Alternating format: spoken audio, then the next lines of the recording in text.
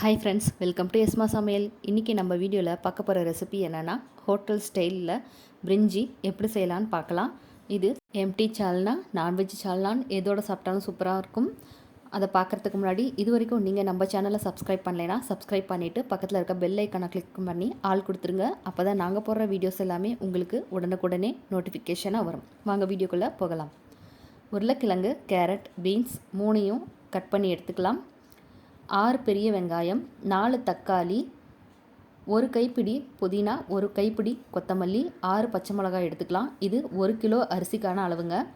இஞ்சி பூண்டு விழுதோட 2 table spoon சோம்பு போட்டு அரைச்சி எடுத்துக்கலாம். 8 அன்னாசிப்பூ, 2 ஸ்பூன் சோம்பு, 6-7 பிரிஞ்சி இலை எடுத்துக்கலாம். பெருசாக இருக்கிறதுனால நான் 6-7 மட்டும் எடுத்துருக்கேங்க. தேங்காய் பால் எடுத்துக்கலாம். மஞ்சள் தூள் 1 ஸ்பூன், தனியா 2 ஸ்பூன், மிளகாய்த்தூள் 2 ஸ்பூன், கரம் மசாலா 2 ஸ்பூன் தட்டின மாதிரி எடுத்துக்கோங்க. இப்போது பாத்திரத்தில் எண்ணெய் ஊற்றிருக்கேன், கூடவே நெய் சேர்த்துக்கலாம். இது நல்லா காஞ்சதுக்கப்புறமா நம்ம எடுத்து வச்ச ஸ்பைசஸை சேர்த்துக்கலாம். இது நல்லா பொரிஞ்சு வர வரைக்கும் வெயிட் பண்ணலாம். அது வரைக்கும் அடுப்பை மீடியம் ஃப்ளேம்லேயே வச்சு வணக்கி விடுங்க, இல்லைன்னா தீஞ்சு போயிடும். இந்த ரெசிபிக்கு நம்ம எந்த மசாலா பொருட்களும் சேர்த்த போகிறது இல்லைங்க, அதனால் இது மட்டும்தான். அதனால் பார்த்து அளவு கரெக்டாக சேர்த்துக்கோங்க. இது நல்லா கலர் மாறி வந்ததுக்கப்புறமா கட் பண்ணி வச்ச பெரிய வெங்காயத்தை சேர்த்துக்கலாம். வெங்காயத்தை நல்லா இந்த ஸ்பைசஸோடையே வணக்கி விட்டுக்கலாம். இதில் மைல்டாக தான் நம்ம மசாலா சேர்த்துருக்கோம். இப்போ இது கூட 4 டேபிள் ஸ்பூன் அளவுக்கு இஞ்சி பூண்டு விழுது சேர்த்துக்கலாம். இது கூடவே நம்ம சோம்பு அரைச்சி சேர்த்துருக்கிறதுனால தனியாக நம்ம பொடியோடு சேர்த்த போகிறதில்ல. இது நல்லா பச்சை வாசம் போகிற வரைக்கும் வணக்கி விட்டுக்கலாம். வெங்காயம் வணங்கினதுக்கு அப்புறமா தக்காளி, பச்சை மிளகா ரெண்டையும் சேர்த்து நல்லா வதக்கி விட்டுக்கலாம். இது இப்போது நல்லா வதங்கி வரட்டும். இப்போ வெங்காயம், தக்காளி, பச்சை மிளகா மூணுமே நல்லா வதங்கி வந்துடுச்சு. இப்போ நம்ம கட் பண்ணி வச்ச வெஜிடபிள்ஸை இதில் சேர்த்துக்கலாம். வெஜிடபிள்ஸ் மசாலாவோட நல்லா மிக்ஸ் ஆகி வர வரைக்கும் கொஞ்ச நேரம் பிரட்டி விட்டுக்கலாம். இப்போது வெஜிடபிள்ஸ் நல்லா வதங்கி வந்ததுக்கப்புறமா நம்ம கட் பண்ணி வச்ச புதினா, கொத்தமல்லி தழை ரெண்டையும் சேர்த்துக்கலாம். இது ரெண்டையும் நல்லா மிக்ஸ் பண்ணி விட்டுக்கலாம். இப்போ இது நல்லா வதங்கி வந்ததுக்கப்புறமா நம்ம எடுத்து வச்ச மசாலா பொருட்களை இதில் சேர்த்துக்கலாம்.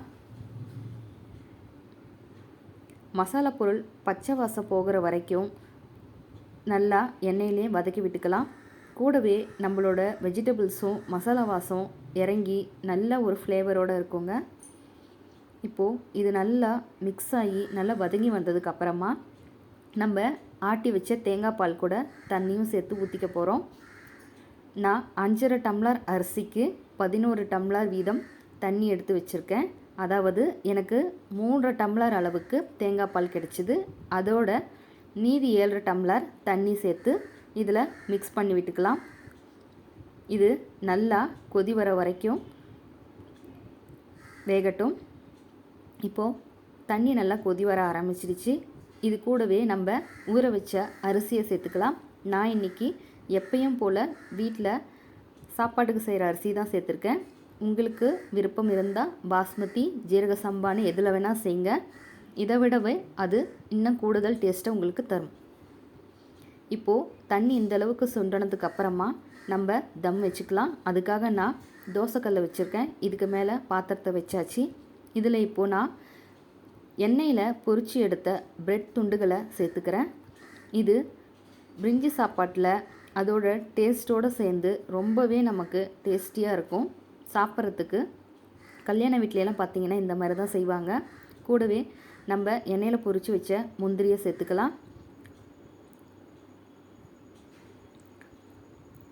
தம்மில் இருக்கும்போது ப்ரெட்டு ரொம்ப டேஸ்ட் இறங்கி சூப்பராக இருக்குங்க. கூடவே புதினா, கொத்தமல்லியும் சேர்த்தாச்சு. இப்போ எல்லாத்தையும் தம் வச்சு ஒரு 20 நிமிஷம் விட்டுறலாம். இது 20 நிமிஷம் கழித்து சாப்பாடோட ப்ரெட்டும் நல்ல ஃப்ளேவராக இறங்கி சூப்பராக இருக்கும். கண்டிப்பாக உங்கள் வீட்டில் ட்ரை பண்ணி பாருங்கள்.